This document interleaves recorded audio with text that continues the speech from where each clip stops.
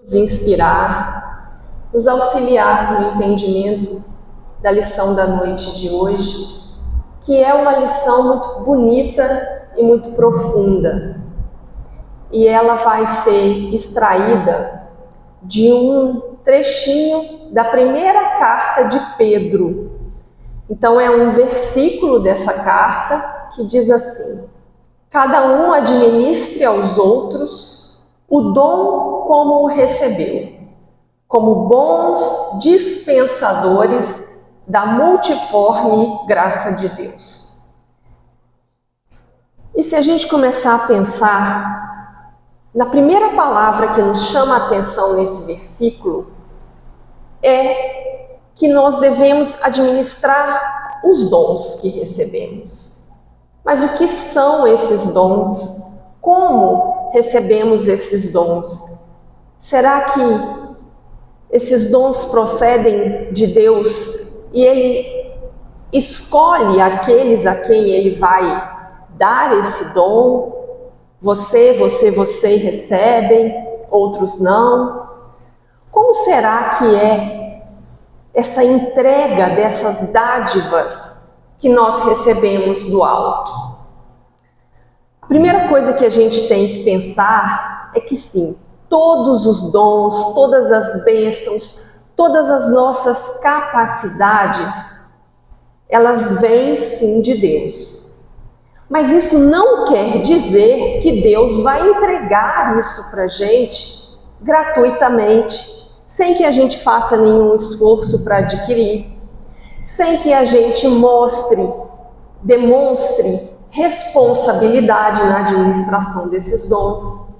Então, olha quanta coisa está envolvido nesse processo de recebermos de Deus alguma habilidade, algum talento. Muitos de nós, às vezes, imaginam que Deus cria tudo, que tudo de bom vem de Deus. Então, se tudo de bom vem de Deus, o que está de mal e de errado também vem de Deus? Não. O mal, o erro, ele vem da ignorância da criatura.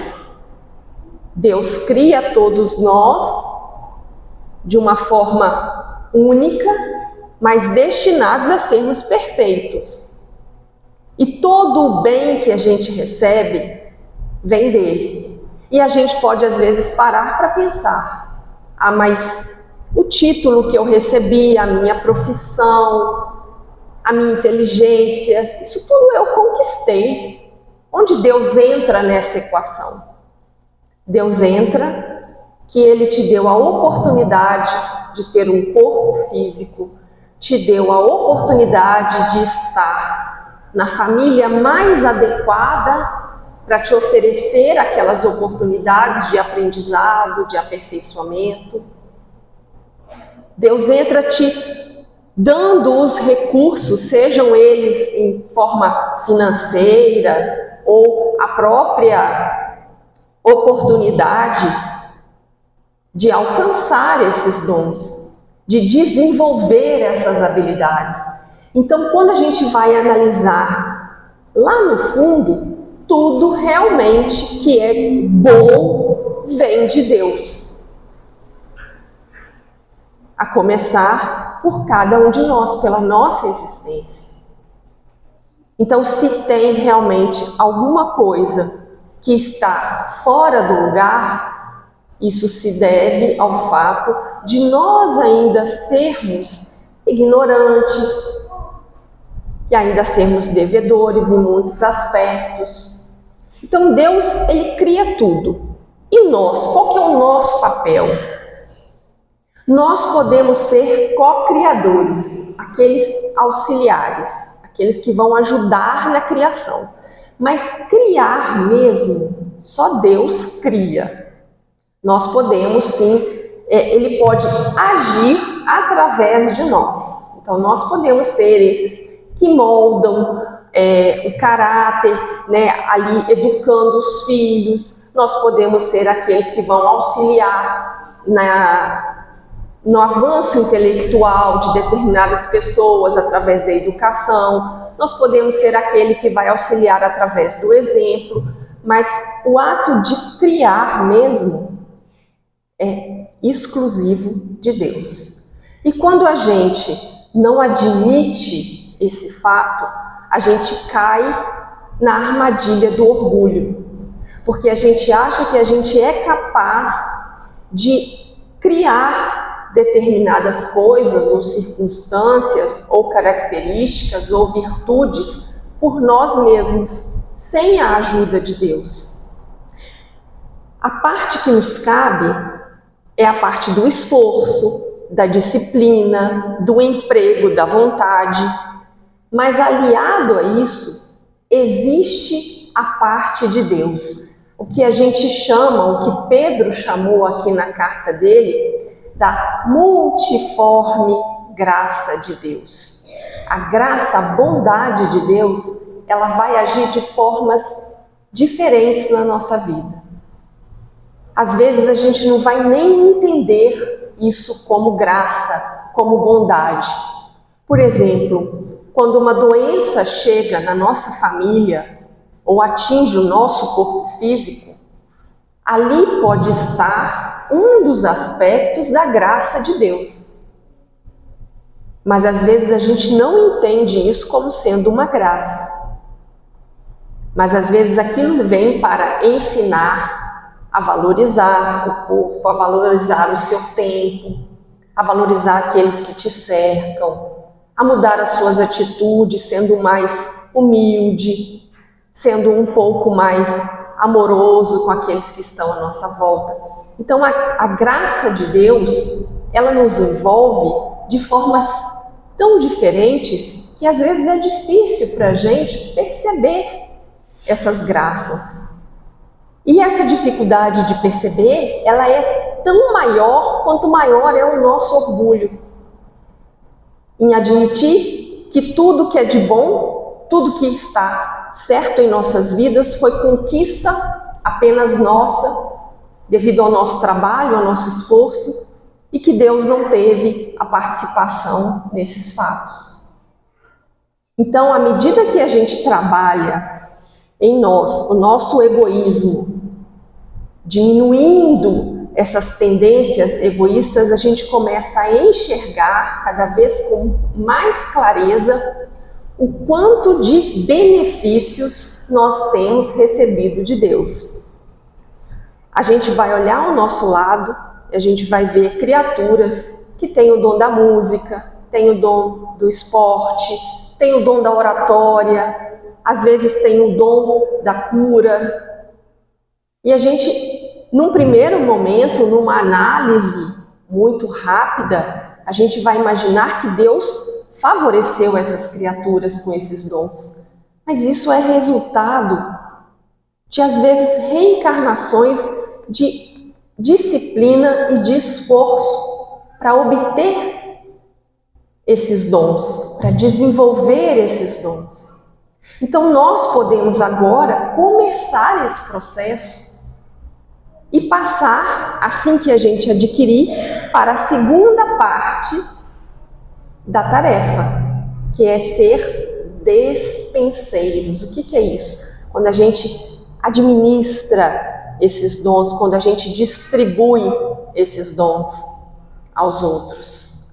Então, Pedro, mais uma vez, ele fala, cada um administre aos outros o dom como o recebeu, como bons dispensadores da multiforme graça de Deus. E existem duas parábolas que podem ilustrar esse ensinamento de Pedro.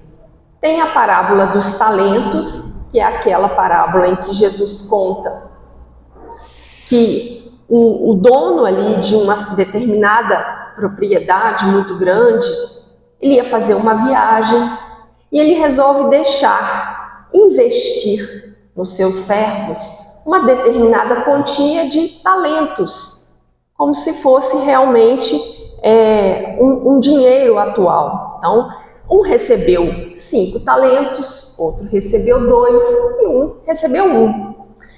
E o que aconteceu? Aquele que recebeu 5 ele trabalhou, ele investiu, ele sacrificou as suas horas do dia e conseguiu dobrar. E quando aquele senhor voltou, ele lhe entregou 10 talentos. O que recebeu 2 também trabalhou, empregou ali seu tempo, sua dedicação, seu suor e conseguiu também devolver ao seu senhor o dobro de talentos que tinham sido investidos nele.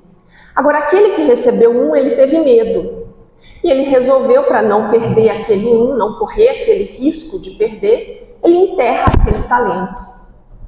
E às vezes esses somos nós, que recebemos tantos talentos, a começar dos nossos 5 sentidos, a começar da nossa existência, da nossa inteligência, da capacidade de raciocínio que todos nós temos. E a gente resolve enterrar porque fica com medo de utilizar e utilizar mal.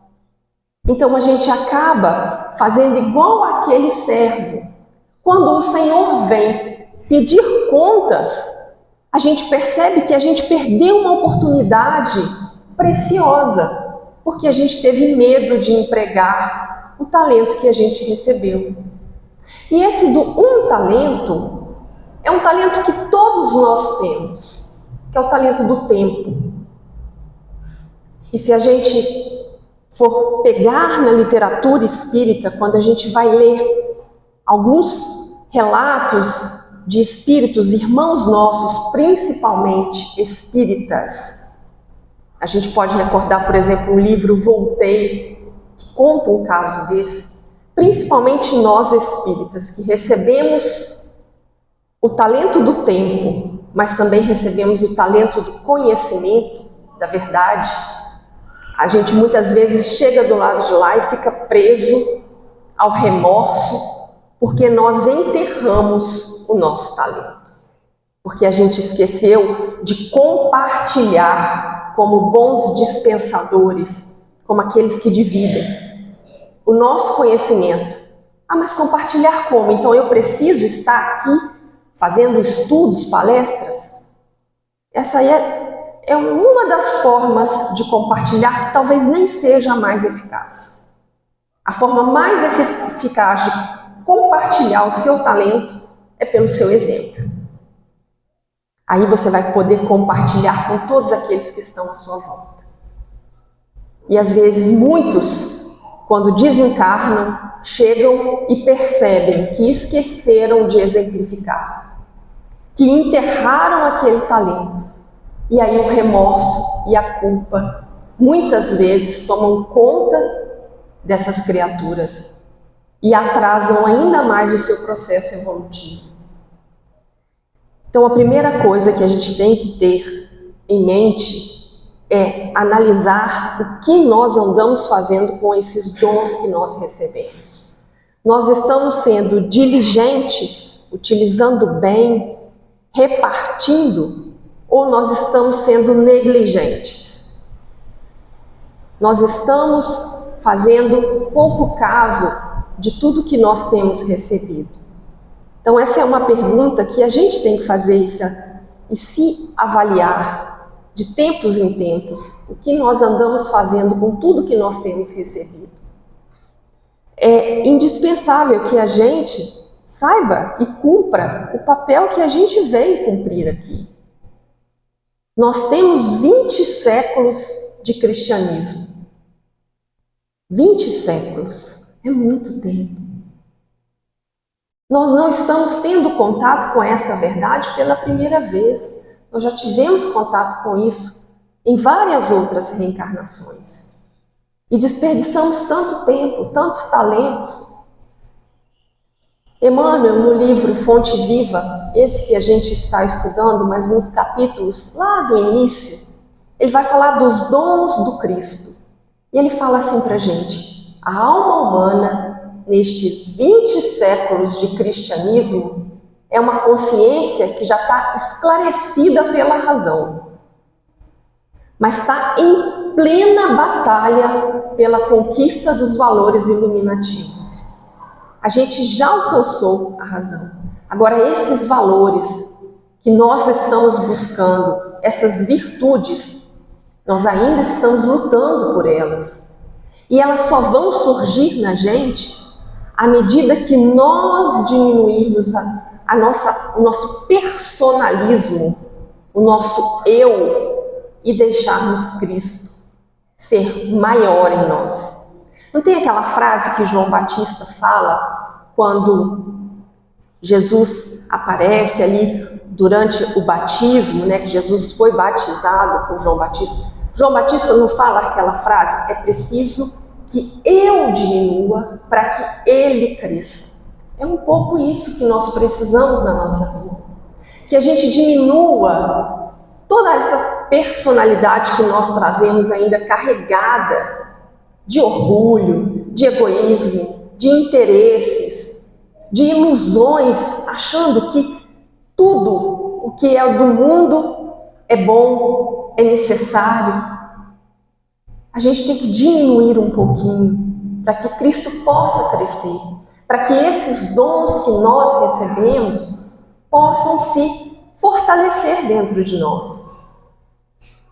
E ele fala assim: a graça divina, essa bondade de Deus, ela ocupa a existência humana, ou cresce dentro da gente, né, se a gente preferir entender assim, essa graça divina cresce dentro da gente, à medida que os dons de Jesus, aqueles que ainda estão ali bem rasinhos dentro da gente, bem escondidos, vão se tornando um pouquinho maiores, regulares, até ficarem enormes, e aí poderem se expressar.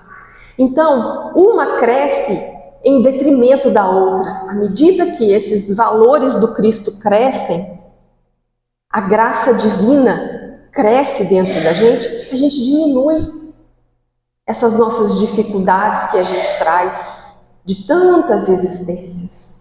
E para isso, a gente precisa de duas coisas. A gente precisa da nossa parte, que é o nosso esforço, que é a nossa vontade dirigida para que isso aconteça, da nossa disciplina, mas a gente também precisa do amparo, da graça divina, porque é ali que a gente vai ter as oportunidades que a gente precisa para desenvolver as nossas qualidades. É pela graça divina que a gente vai ter um amparo espiritual, um mentor ao nosso lado, nos auxiliando, nos intuindo na hora da tomada da decisão, das escolhas. Tudo isso é graça divina. Tudo isso é amparo divino, que a gente não pode simplesmente esquecer ou deixar em segundo plano. Todos nós temos recursos que a gente precisa desenvolver ao infinito. E principalmente esses três, que são os dons divinos que Emmanuel vem nos falar na lição, que é a fortaleza, que é um valor moral, o dom do amor, que é um serviço, é um trabalho incessante no bem, esse é o dom do amor, e o dom da moderação, que é o que define equilíbrio. Essas três características, a gente precisa desenvolver. E ele fala que não é desenvolver um pouquinho, não. É desenvolver ao infinito. É uma coisa que nós ainda nem temos a compreensão do que seja. Do tanto de trabalho que a gente tem pela frente para desenvolver essa fortaleza, o amor expresso no serviço e o equilíbrio. É muito trabalho que nos espera pela frente. Agora, se nós fizermos, isso é Emmanuel que está trazendo para a gente essa analogia. Se nós fizermos igual ao operário que foge da máquina, que foge do trabalho, que acredita vai receber impunemente o seu salário ao final do mês, sem o suor do trabalho, desertando da responsabilidade, supondo obter sem paga os benefícios da vida, sem o esforço do próprio burilamento. Então a gente pode agir à maneira desse operário, que acha que está enganando o seu patrão, o seu superior, porque continua recebendo o trabalho, recebendo o salário sem o suor, sem o trabalho. E Emmanuel vem falar, olha que frase importante. O operário recebe o salário, mas na intimidade ele permanece no nível da incompetência. E nós outros, quando temos semelhante atitude, nós podemos até desfrutar das considerações do plano terrestre. Quando a gente está enganando, fingindo que estamos aí trabalhando, nós podemos até desfrutar das considerações do plano terrestre. Mas por dentro, nós vamos estacar, ou seja, nós vamos ali empacar mesmo, na sombra da ignorância. Então, quem a gente acha que a gente está enganando? Por um determinado tempo, a gente pode até enganar realmente aqueles que estão à nossa volta. Mas nós não enganamos nem a nós mesmos e muito menos a Deus. Então, Emmanuel vem trazer na lição da noite de hoje o seguinte texto, chama Na Esfera Íntima, é o capítulo 130 do livro Fonte Viva. A vida é máquina divina, da qual todos os seres são peças importantes, e a cooperação é o fator essencial na produção da harmonia e do bem para todos. Nada existe sem significação. Ninguém é inútil. Cada criatura recebeu determinado talento da providência divina para servir no mundo. É servir no mundo, não é servir ao mundo, aos interesses do mundo, aos interesses da matéria. É para servir no mundo, para ser útil aqui, enquanto encarnados. E para receber do mundo o seu salário de elevação. Então, à medida que nós desenvolvermos o nosso trabalho, utilizarmos bem o nosso dom, nós vamos receber do mundo o salário da elevação, o que é justo. Todo aquele que trabalha tem direito ao salário. E nesse caso, o salário é o progresso espiritual.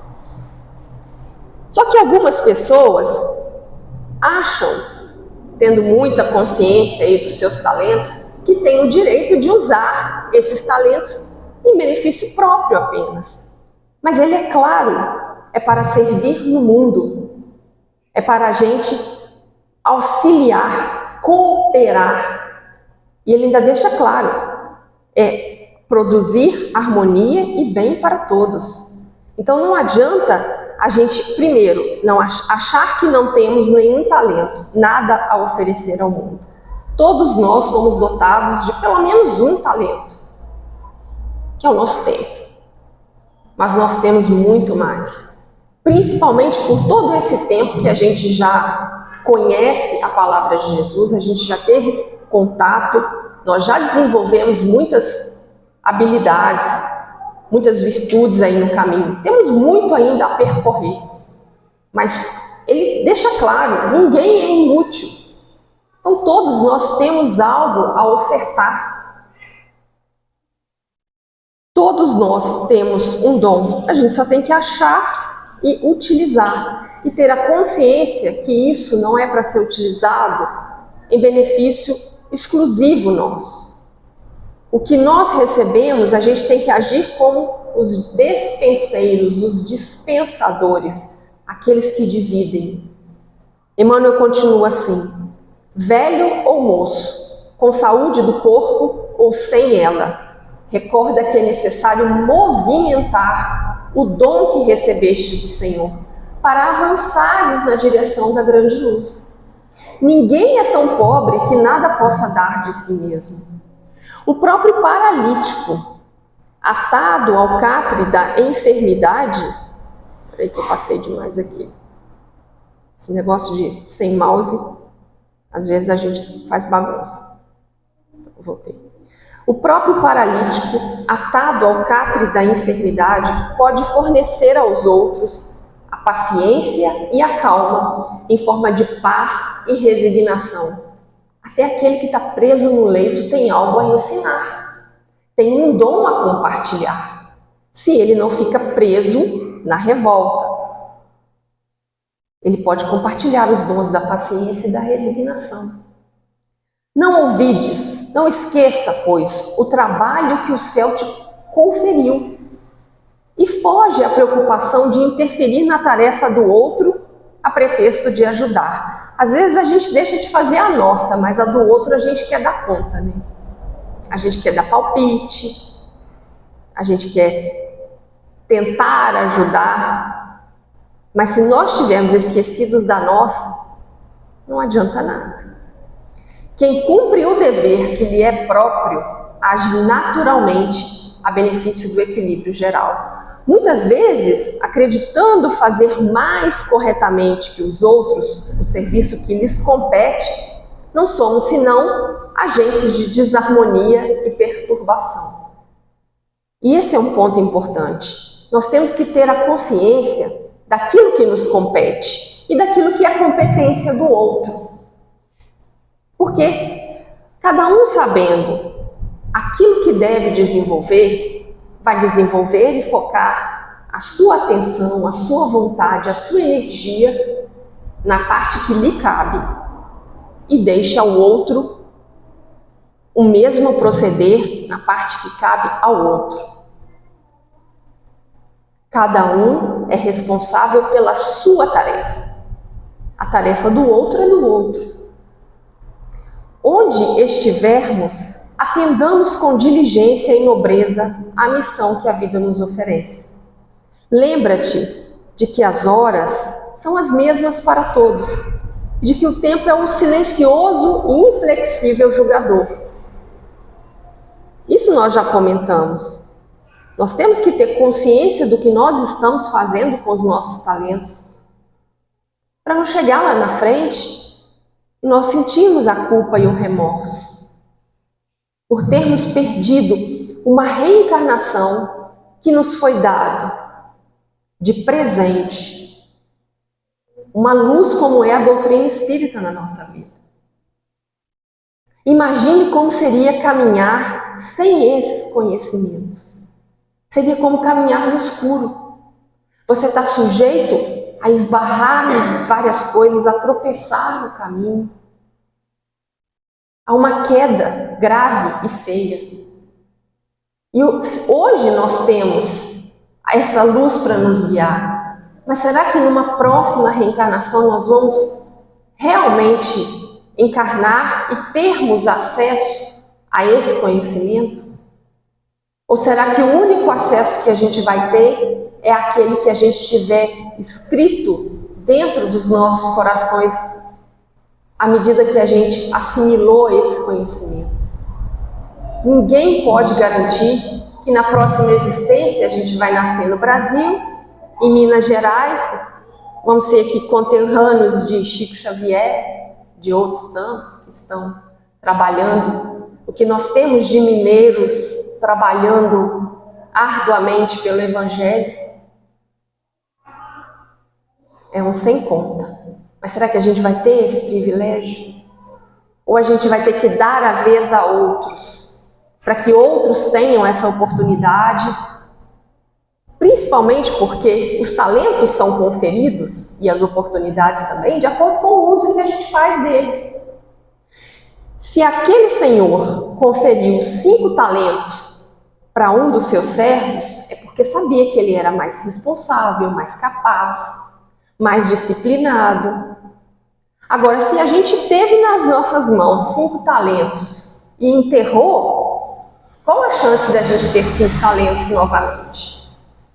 Qual a chance da gente ter o benefício, às vezes, de nascer num país que tem uma literatura espírita tão abrangente, que tem essa liberdade religiosa? Qual a chance? Nós não sabemos. Ontem, hoje e amanhã são 3 fases do caminho único. Todo dia é ocasião de semear e colher. Observemos assim a tarefa que nos cabe e recordemos a palavra do Evangelho. Cada um administra aos outros o dom como o recebeu, como bons dispensadores da multiforme graça de Deus, para que a graça de Deus nos enriqueça de novas graças. É como a Vera falou no início aqui da oração dela. É dando as graças que recebemos que vamos receber novas graças. Agora, a gente ser dispenseiro dessas graças significa que a gente tem que ter algo para ofertar, para distribuir. E quando a gente pega a parábola do semeador, Jesus diz: eis que o semeador saiu a semear. Nessa parábola, a gente está acostumado a enxergar o semeador como Jesus. Ele semeia a palavra, a boa nova, o evangelho, e as sementes caem em diferentes corações, que representam cada um de nós. E ali ele fala que dependendo do solo em que a semente cai, umas caem entre os espinheiros e são sufocadas, outras caem, mas a terra é rasa, então, logo ela nasce, mas o sol acaba queimando, e ele faz aquela poesia que é essa parábola. Só que chega um momento em que nós somos convidados a mudarmos um pouquinho de lado. Agora, nós precisamos semear, porque agora o nosso planeta está mudando de categoria. Se antes nós éramos um planeta de provas e expiações, nós estamos tentando construir um planeta de regeneração, onde a intenção de praticar o bem é o que prevalece no coração das criaturas. Então nós somos chamados agora a semear. Mas o que a gente precisa para semear? A gente precisa ter semente. E como que a gente adquire semente? Produzindo fruto. É interessante, quando Paulo ele vê Jesus em espírito às portas de Damasco, ele fica cego, momentaneamente cego. 3 dias após, Ananias vai até ele, lhe impõe as mãos e ele recobra a sua visão. E ali é interessante que a primeira atitude que Paulo teve foi querer divulgar a boa nova, divulgar para todo mundo que ele tinha visto Jesus ressuscitado, que Jesus era o Messias que tinha vindo, que nós não tínhamos entendido nem compreendido. É natural que a gente tenha esses ímpetos de fazer grandes coisas, realizar grandes obras, como Paulo teve naquele primeiro momento. Mas olha o que Ananias fala para ele. O Senhor conferiu-te a tarefa de semeador. Tens muito boa vontade. Mas o que faz um homem quando recebe encargos dessa natureza? Antes de tudo, ele procura juntar as sementes no seu mealheiro particular, para que o esforço seja profícuo. E olha que pessoa que vai orientar Paulo de Tarso. Seria natural que a gente esperasse um espírito ali que tivesse uma certa postura, posição, como um Gamaliel, como alguém ali mais famoso, talvez mais importante na época. Mas Ananias era um sapateiro que abandonou tudo o que ele tinha na cidade de Emaús, depois que ele viu a crucificação de Jesus, ele recebeu um olhar de Jesus, um chamado ali, ele larga tudo e vai seguir o Cristo. Um sapateiro. Foi esse que foi aconselhar o grande Saulo de Tarso, que depois se tornou o maior ainda, Paulo de Tarso. Porque ele, Ananias, já tinha no seu coração as sementes. Ele já tinha passado por todo tipo de dificuldade, por todas as privações. Ele já amava o seu próximo. Ele entendeu o chamado de Jesus. E ele fala, para a gente encerrar, ele fala assim para Saulo: o homem que tem a vida reta, justa, ele já tem por natureza algumas sementes, mas aquele que errou, que se equivocou, ele precisa fazer um movimento contrário. Primeiro ele volta reparando, ele volta consertando, pedindo perdão e perdoando. Aí ele começa a juntar aquelas sementes, porque aí ele vai estar produzindo frutos de verdade. E aí ele tem sementes para distribuir. Então esse é o caminho. Primeiro a gente corrige os nossos erros do passado, aprende a aplicar bem as bênçãos que nós já recebemos, para depois a gente poder pedir um pouco mais. Às vezes a gente tem muito essa ansiedade de pedir, de querer, de fazer grandes coisas, quando na verdade a gente tem que começar muitas vezes como Saulo começou, se isolando ali por 3 anos no deserto, esperando a nossa planta se fortalecer, perdoando e sendo perdoado, recolhendo na profundidade da mensagem do Evangelho a força que a gente precisa, a seiva que a gente precisa para que a nossa planta não seja queimada pelo sol nos primeiros raios. Então que a gente possa fazer esse movimento, que a gente possa então agora utilizar bem. E não é de um momento para outro que a gente vai aprender isso. Mas se nós pedirmos o amparo e a proteção dos nossos guias, dos nossos mentores, tudo que a gente pede de fé, coragem, a gente recebe. Então que Jesus possa nos inspirar para que nós possamos ser bons despenseiros, dispensadores de tudo que nós já temos amealhado em nossos corações. Que Ele nos ampare e nos proteja.